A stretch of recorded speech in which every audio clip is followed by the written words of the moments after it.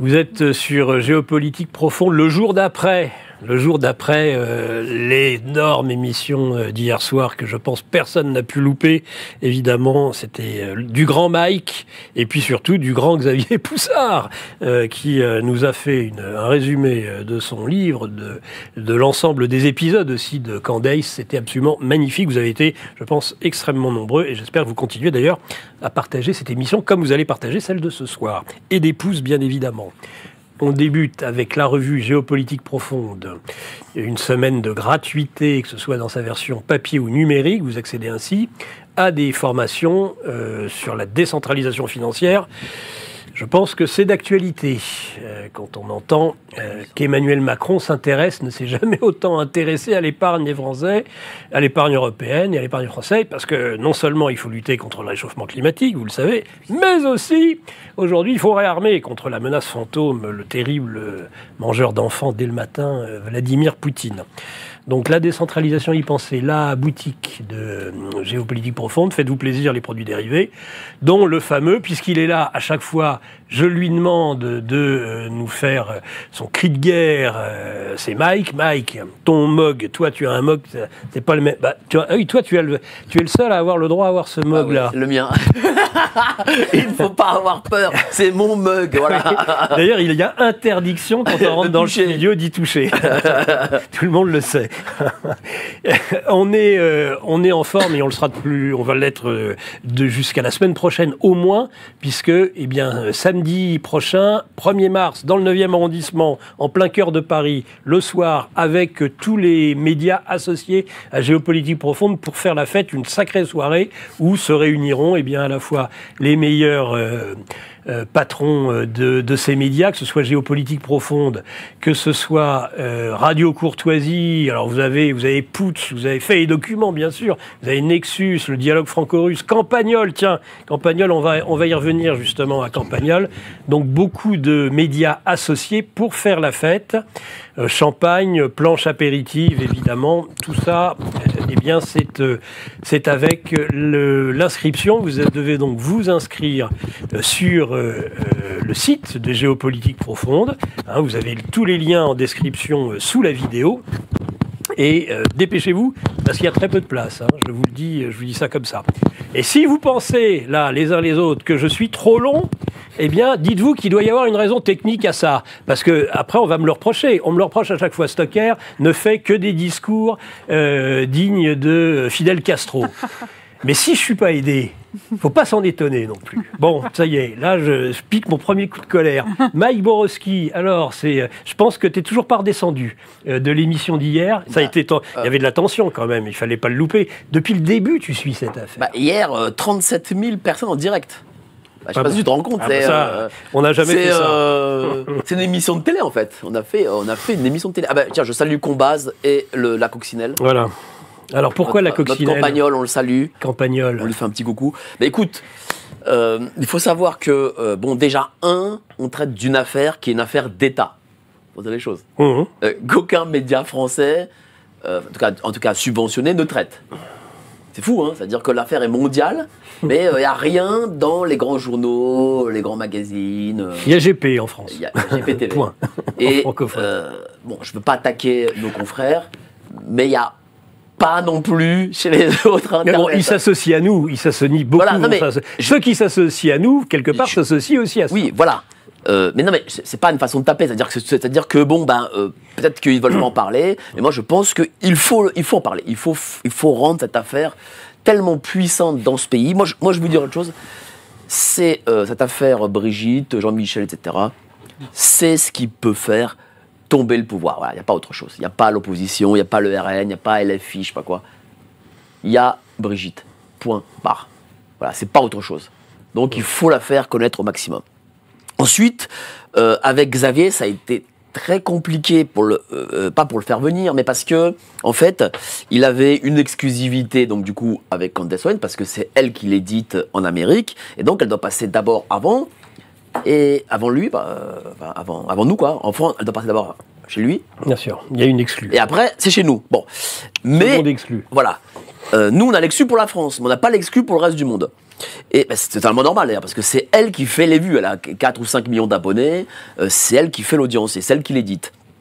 Et donc du coup, comme elle a vu que même en Amérique, c'était un carton sans précédent, en Amérique, donc, et elle recevait en plus des informations nouvelles chaque jour, donc elle a créé de nouveaux épisodes.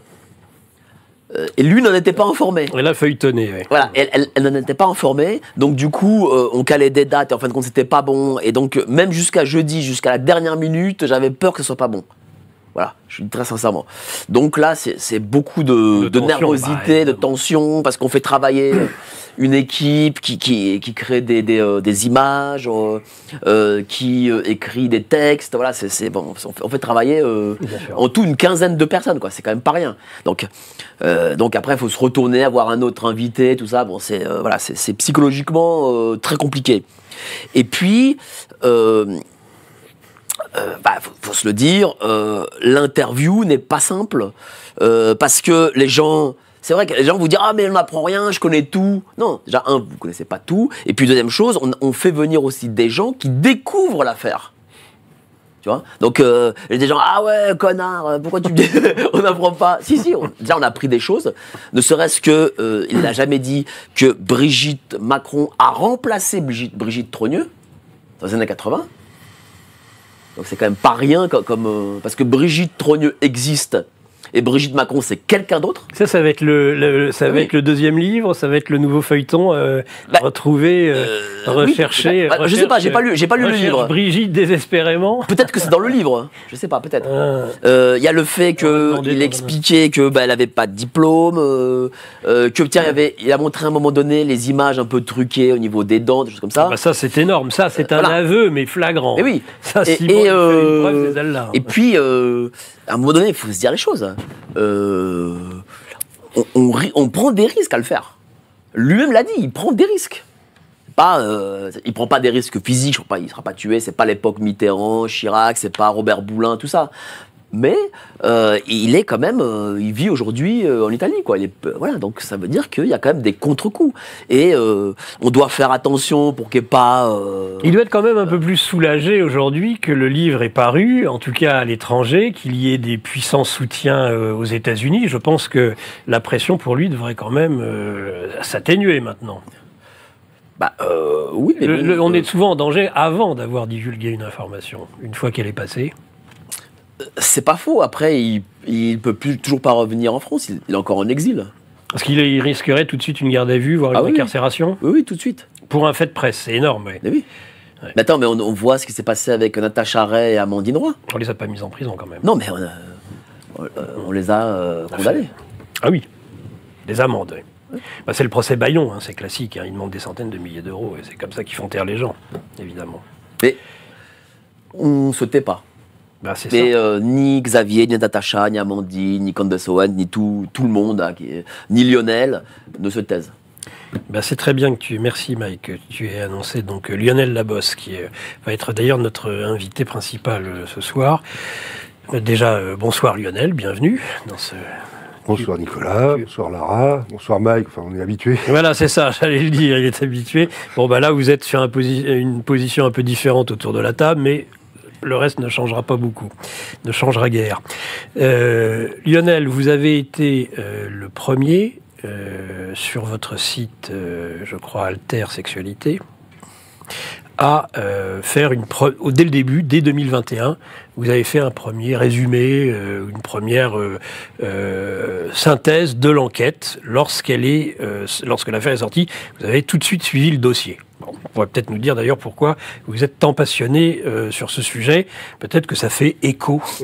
Évidemment, il y a des vies qui peuvent faire écho à d'autres vies. Et puis, vous avez fait, et là on va commencer par ça si vous voulez bien, ça a été repris, je crois, par un magazine, dont je ne citerai pas le nom, puisqu'il ne nous cite jamais, vous avez fait une recension donc du livre, parce que vous avez déjà lu le livre, c'est ça? Donc vous l'avez lu en anglais?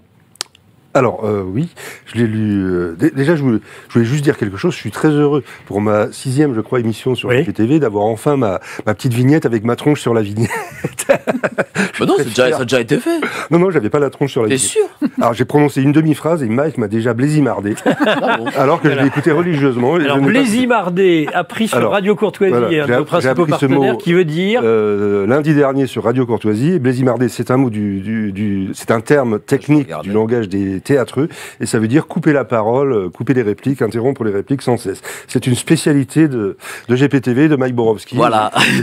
C'est en fait à cause de ça que nos étudiants, nos élèves ne savent plus écouter un cours, parce que vous les journalistes, vous leur donnez le très mauvais exemple. Vous savez que, et ça vient pas directement de Radio Courtoisie, mais de quelqu'un qui vient souvent sur Radio Courtoisie, le terme français pour spoiler. Vous savez ce que c'est? C'est François Asselineau qui le... c'est le terme québécois qui est divulgaché. Voilà. Oh, bravo, voilà. Chapeau. Comme prof de lettres, excusez-moi. Alors, plusieurs choses. Alors, je vais revenir à vos questions, mais je voudrais déjà reprendre, puisque je... Est-ce que juste, je vais faire comme Mike, je vais tout de suite vous couper.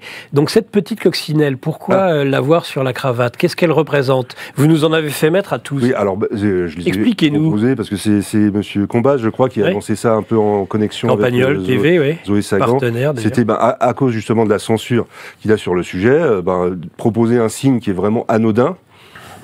Et voilà, pour que les gens le portent sur eux, sur leur veste, etc.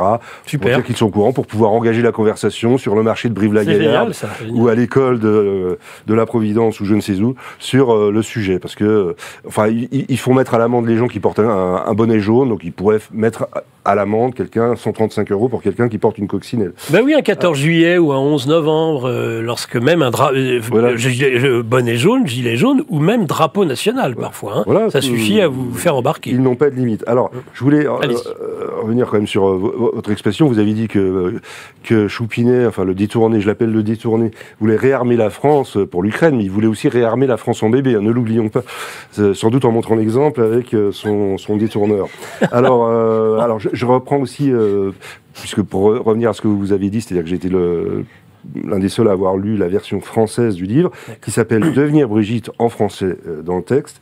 Alors, une petite précision par rapport à ce qu'a dit Mike, c'est pas Candace Owen qui l'édite, elle l'a juste présenté. Oui. Et alors ça, c'est très beau, j'ai trouvé ça très beau, c'est-à-dire qu'elle a ses droits de ses émissions sur son site et sur YouTube, mais elle ne prend pas les droits de Xavier. Donc Xavier est détenteur de 100% de ses droits, y compris pour une prochaine adaptation cinématographique éventuelle. Je pense qu'un producteur américain, là on a appris aujourd'hui, je crois que c'est qui Mel Gibson allait fonder un studio No Walkies. Je crois qu'un film comme ça pourrait faire des entrées. Donc Xavier a tous les droits. Alors est-ce que je peux lancer ici une petite exclusivité par rapport à hier, donc de la part de Xavier? On est demandeur, même. Donc justement, j'ai fait cet article qui a été repris d'ailleurs par un site que vous ne voulez pas que je nomme. Si, vous pouvez le nommer. Moi, je ne le nommerai pas. Voilà. Mais il saura pourquoi. Un autre Xavier qui s'appelle Azalbert, pour François. Et donc, Devenir Brigitte, alors devait être... On a décidé de se faire des amis avec Mike. Devait être publié sur... Et il nous écoute d'ailleurs, Xavier Azalbert. Bonjour, Xavier. Et il note. Voilà, moi, j'en ai aussi beaucoup. Donc, qu'est-ce que je voulais dire? C'est difficile avec vous de terminer une phrase. Alors, donc, il devait être édité donc, en auto-édition, donc imprimé par la plus grande plateforme française d'auto-édition. Et en fait, il a appris aujourd'hui que la direction de cette plateforme d'auto-édition renonçait à cette auto-édition. Pour des raisons qui ne sont pas des raisons, c'est-à-dire qu'en fait, c'est juste un imprimeur, c'est-à-dire que la responsabilité morale et juridique incombe à l'auteur, c'est-à-dire Xavier Poussard, qui s'auto-édite.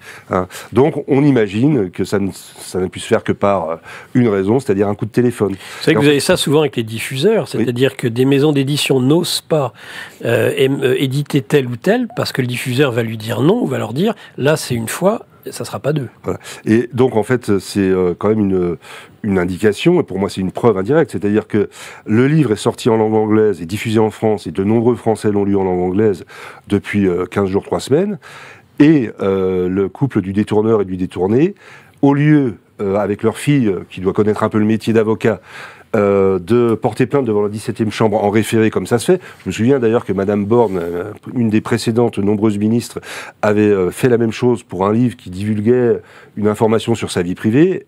En général, on le fait avant la parution du livre, quand on a les échos du livre. Donc mon article est paru il y a maintenant une dizaine de jours, le livre en anglais est paru donc il y a deux ou 3 semaines, et il n'y a toujours pas de plainte devant la 17e chambre en référé pour faire interdire le livre. Mais on a fait pression sur un imprimeur pour empêcher la diffusion du livre. Voilà, c'est comme ça que fonctionne la mafia que j'appelle des Macronescu. Et donc, il est vraiment urgent de dégager cette mafia qui salit la France. Ces gens-là salissent la France, il faut les dégager. Et il y a peut-être en France quelques personnes, et je pense qu'il y en a sur ce plateau quelques exemplaires, qui ont autant de couilles que le couple du détourneur et du détourné pour faire bouger la France. Mais sinon, c'est quand même assez désespérant de voir que côté ceux en qui on a le plus d'espoir, parce que les autres, c'est même pas la peine d'en parler, côté Asselineau, côté Philippot, là, il n'y a pas de couilles. Elles sont parties, les couilles. Donc voilà, moi, je les adore. Hein. J'ai financé leur campagne, Asselineau, Philippot, j'ai donné du fric. Les plus gros dons que j'ai jamais fait pour Asselineau, parce que c'était un peu mon préféré. Et là, je lui écris, des fois, j'ai des réponses, mais rien de rien. Alors que là, maintenant, c'est un fait géopolitique. Ce n'est plus un fait de, comme on disait Charles Gave, de corne-cul, je crois.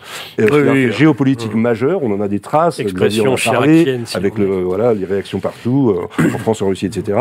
Donc, il ne se passe rien. Donc, on ne peut compter. Nous, pauvres Français, nous ne pouvons compter que sur nous. Et donc, je félicite GPTV de nous donner la parole. Donc, maintenant, je peux parler peut-être de... soit l'origine de mon intérêt, comme vous m'avez demandé la question. J'ai pas oublié ma question. Allez, on y va. D'abord, et ensuite, surtout la recension du livre. Parce que je prends en compte vos questions. Donc, alors moi, il y a plusieurs raisons.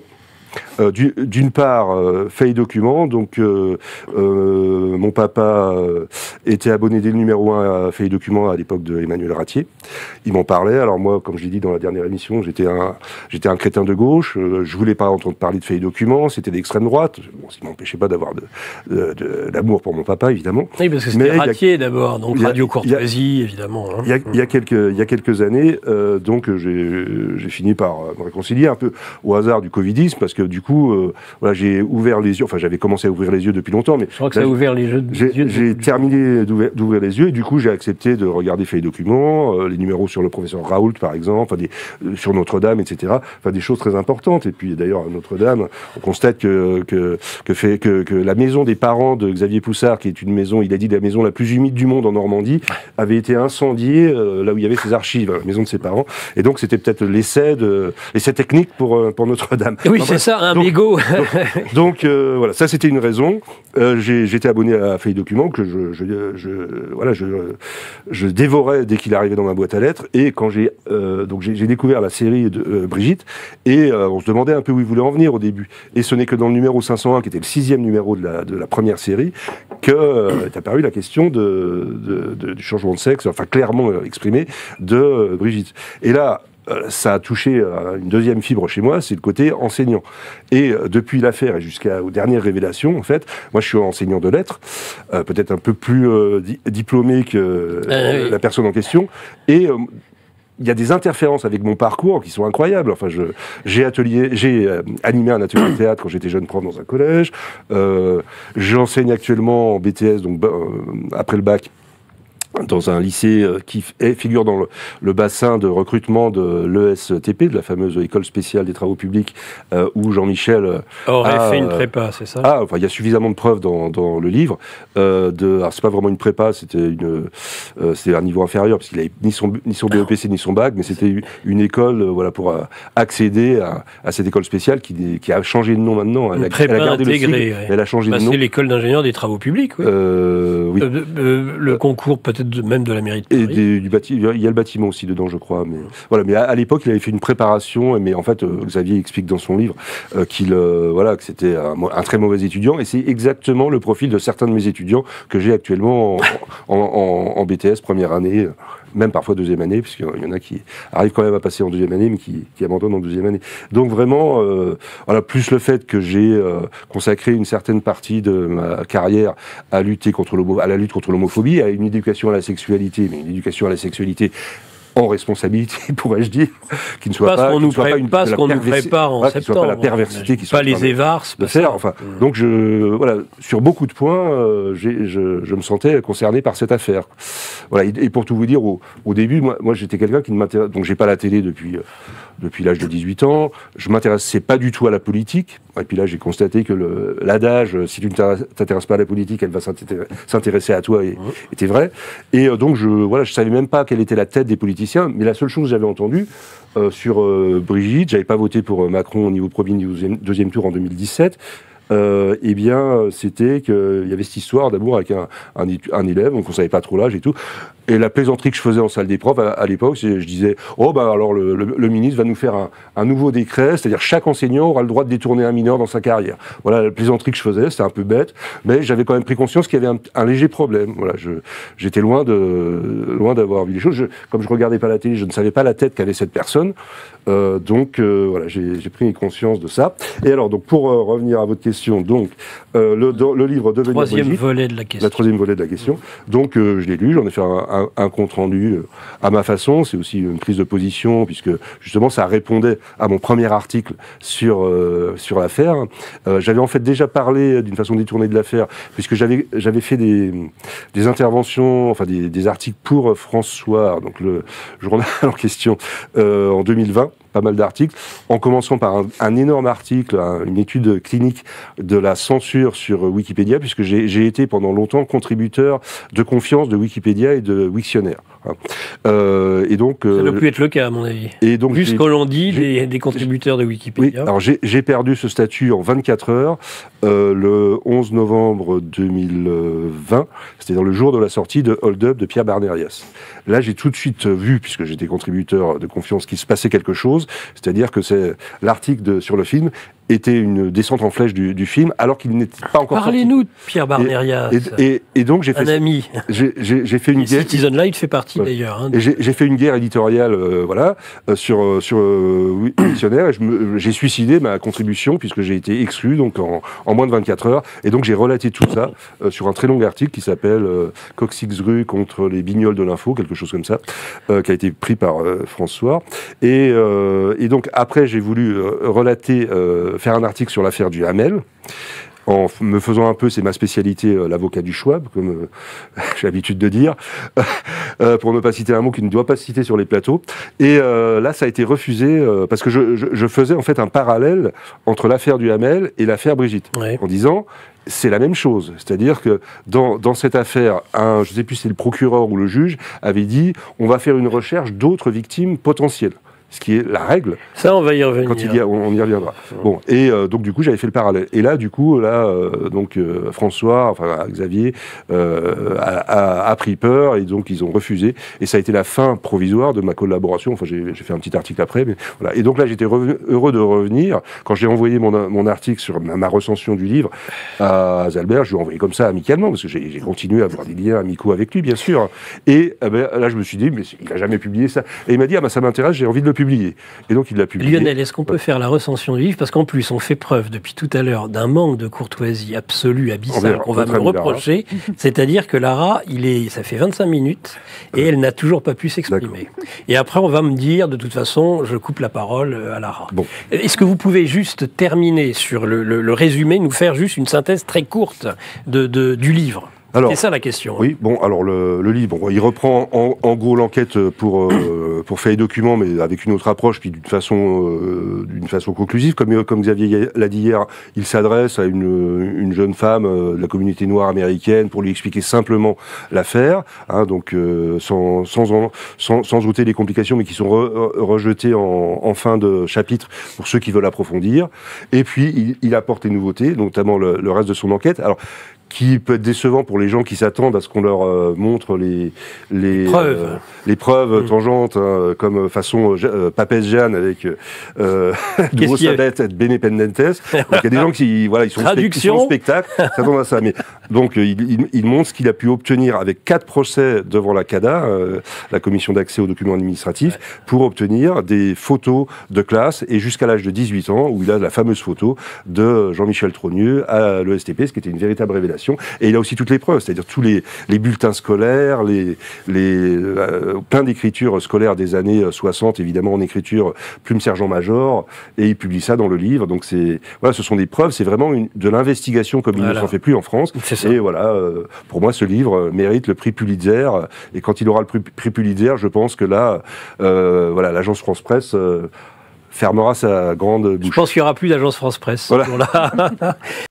Alerte Info. Géopolitique profonde prend sa place dans le paysage médiatique français. Bonsoir à tous, vous êtes sur Géopolitique profonde, la chaîne qui est là pour remplacer les médias subventionnés.